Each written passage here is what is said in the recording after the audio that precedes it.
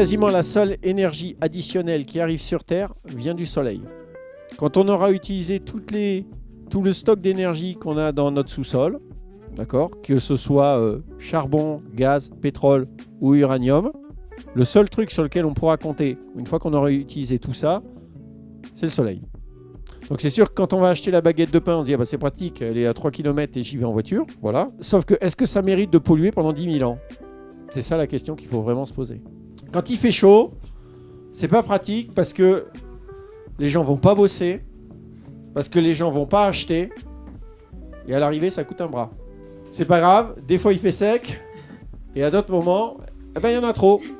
Quand vous avez un orage de grêle, que ça vous casse vos tuiles, bon, vous êtes assuré, on vous répare, c'est réglé. Il suffit que le grêlon ait 1 mm de taille supplémentaire, 1 mm, hein. Le grêlon casse la toiture, passe à travers et détruit tout ce qui est en dessous. Bon, vous comprenez bien qu'à Arcachon, l'impact économique sur Arcachon, ça peut durer quelques années. Parce que la dune du Pilat et ses beaux arbres derrière, c'est pas certain que ça repousse tout de suite en 2 ans. À climat constant, 10 à 20% de la forêt française meurt.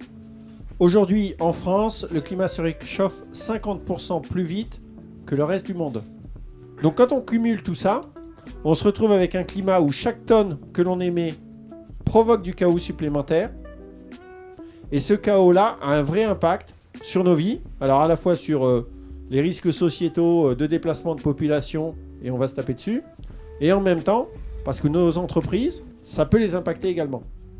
Parce que si votre business dépend du boulon de 12 qui est fabriqué à l'autre bout du monde, et que le boulon de 12 ne peut pas venir jusqu'à vous, bah, vous n'avez plus d'activité.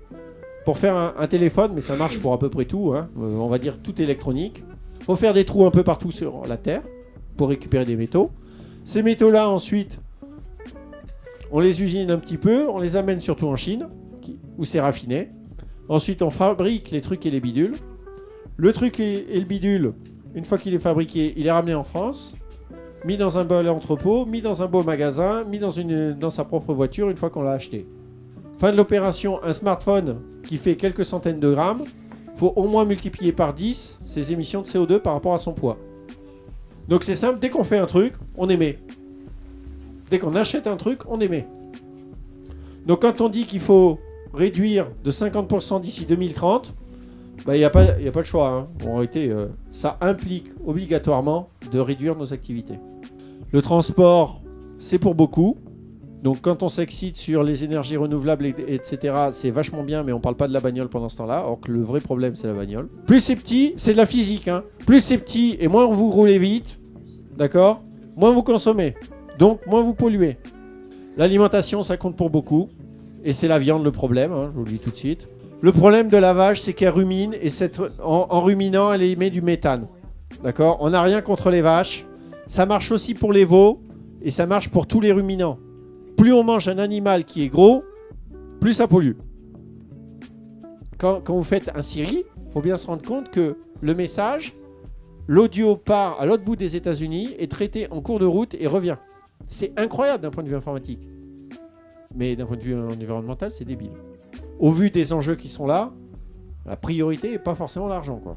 Moi, je suis bien plus inquiet sur la disponibilité de l'énergie, la disponibilité des trucs et bidules qu'on pourrait potentiellement avoir, et la cohésion sociale. Ça m'inquiète vachement plus que la fin du mois. Hein. Voilà, mesgestesclimat.fr. Donc c'est un évaluateur de bilan carbone de l'ADEME. En France, en moyenne, c'est 10 tonnes par personne. Mais si on veut avoir un monde vivable, il faut passer à 2 tonnes. Trouvez-vous votre motivation. Je ne veux pas polluer pour 10 000 ans. Je veux sauver mes petits-enfants, les bébés phoques. Prenez la motivation qui vous intéresse. Peu importe ce qu'elle est. Ce qui est important, c'est qu'elle ait de l'importance à vos yeux. Et que vous le rappeliez régulièrement en vous disant « Je ne veux pas de ça, donc je fais des efforts ». La question, c'est est-ce qu'on veut le monde tout pourri ? Oui ou non ? Et si les gens disent « Je ne suis pas prêt à le faire », moi, je fais une réponse qui est claire. C'est, moi, j'ai pas de problème avec ça à partir du moment où tu es d'accord pour être le dernier à être servi quand on aura des problèmes de bouffe.